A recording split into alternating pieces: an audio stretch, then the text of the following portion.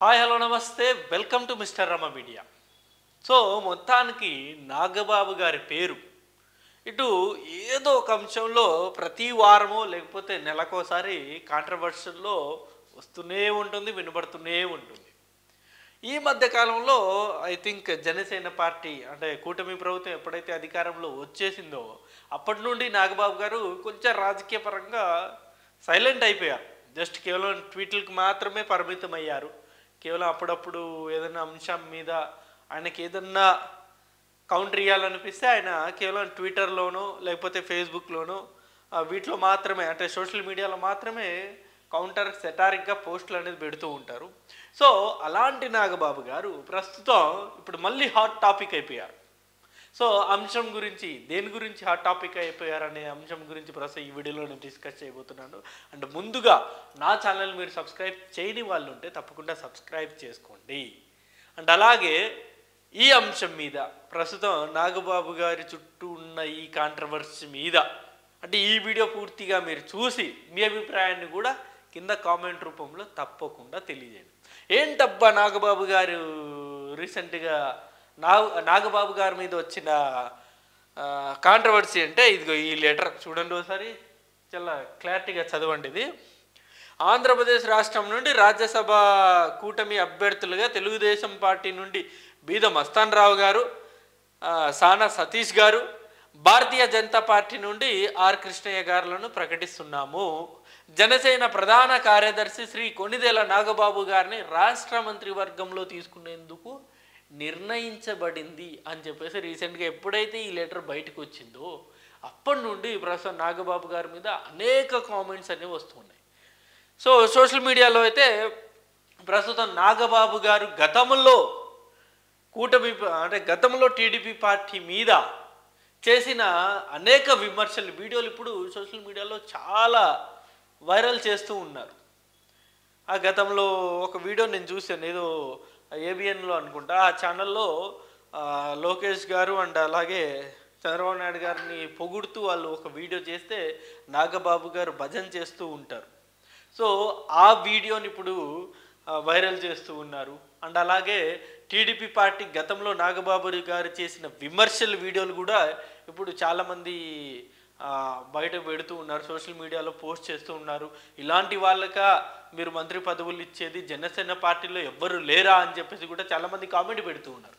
So వాళ్ళందరికీ నేను చెప్పొచ్చేది ఏంటంటే, ఎవరైతే ఇలా నాగబాబు గారి మీద నెగిటివ్ కామెంట్స్ అనేవి పెడుతున్నారో చేస్తున్నారో వాళ్ళందరికీ నేను చెప్పొచ్చేది ఏంటంటే, రాజకీయాల్లో ఏదైనా సాధ్యమే.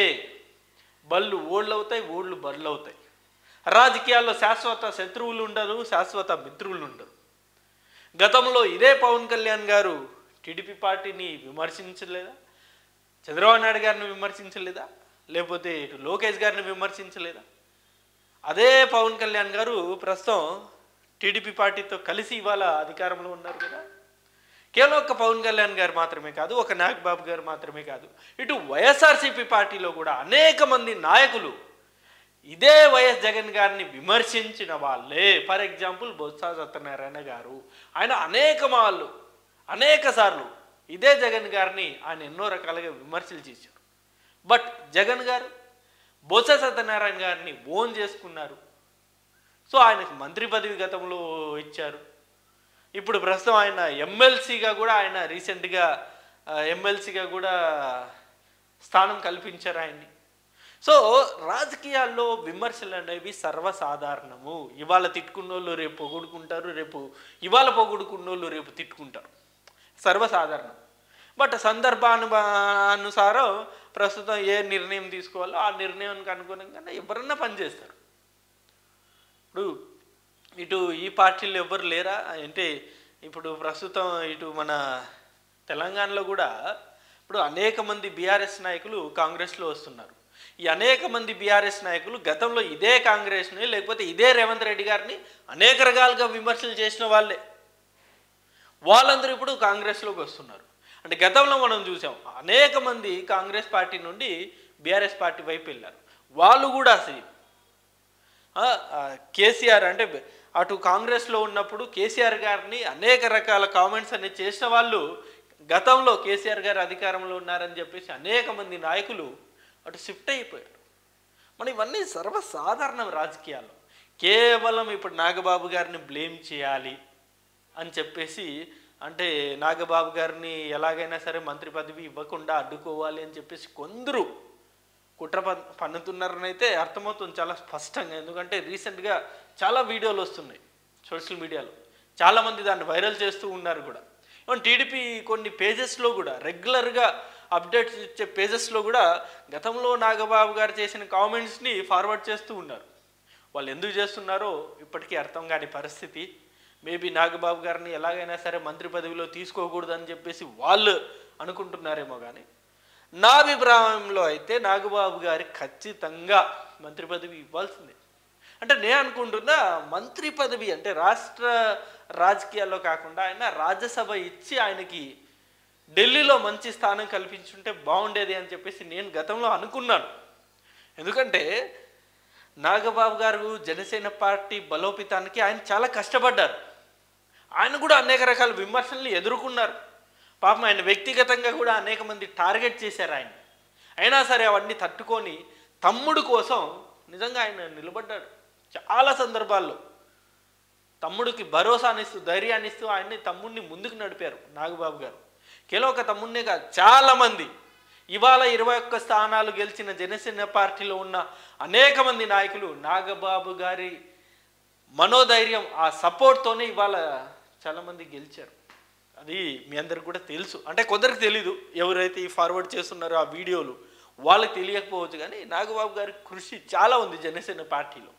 సో అలాంటి వ్యక్తులకి ఖచ్చితంగా తగిన స్థానం అనేది కల్పించాల్సిందే. కేవలం ఒక పవన్ కళ్యాణ్ బ్రదర్గానే కాదు, జనసేన పార్టీలో కీలక మెంబర్గా కూడా ఆయన గుర్తించారు. ఇవాళ గుర్తించినందుకే మంత్రి పదవిని ఇవ్వబోతున్నారు. సో ఏ శాఖ ఇస్తారన్నది ప్రస్తుతానికైతే తెలియని పరిస్థితి. అంటే ఇంకా చాలా శాఖలు పెండింగ్లోనే ఉన్నాయి, ఇంకా ఎవరికి కేటాయించలేదు. మరి నాగబాబు గారికి ప్రస్తుతానికైతే మంత్రి పదవి అయితే ఇస్తారు అని చెప్పేసి కన్ఫర్మ్ అయిపోయింది. కానీ ఏ పదవి ఇస్తారు అనేది అయితే ఇంకా క్లారిటీ రాలేదు. మరి ఈ అంశం మీద కూడా మీరు కామెంట్ అనేది చేయొచ్చు. నాగబాబు గారికి ఏ మంత్రి శాఖ అప్పు చెప్తే ఆయన బాగా పనిచేస్తారు అని చెప్పేసి మీ అభిప్రాయాన్ని కూడా కింద కామెంట్ రూపంలో తెలియజేయచ్చు. అండ్ లాస్ట్ అండ్ ఫైనల్, ఎవరైతే కామెంట్స్ అన్నీ చేస్తున్నారో దయచేసి కేవలం టీడీపీ పేజెస్లోనే వస్తుంది కాబట్టి వాళ్ళకే రిక్వెస్ట్. ఇప్పుడు ప్రస్తుతం కూటమి ప్రభుత్వం బాగానే ఉంది and well going, good going లానే కనబడుతుంది. కాబట్టి ఇటు పవన్ కళ్యాణ్ గారికి ఇటు చంద్రబాబు నాయుడు గారి మధ్య డిస్టర్బెన్స్ పెరిగేలాగా లేకపోతే డిస్టర్బెన్స్ వచ్చేలాగా క్రియేట్ చేయమాకండి. అలాంటి వీడియోలన్నీ పోస్ట్ చేయకండి. వాళ్ళకి ఇదే నేను రిక్వెస్ట్ చేస్తున్నాను. సో మొత్తానికి ఇది అంశం. అండ్ ఈ అంశం మీద ఖచ్చితంగా మీ అభిప్రాయాన్ని కూడా తెలియజేయండి. అంటే నాగబాబు గారికి మంత్రి పదవి ఇవ్వడంలో ఉన్న మతలబు ఏంటి అనే అంశం మీద మీ అభిప్రాయాన్ని కూడా కింద కామెంట్ రూపంలో తప్పకుండా తెలియజేయండి. Thank you for watching this video. Thank you.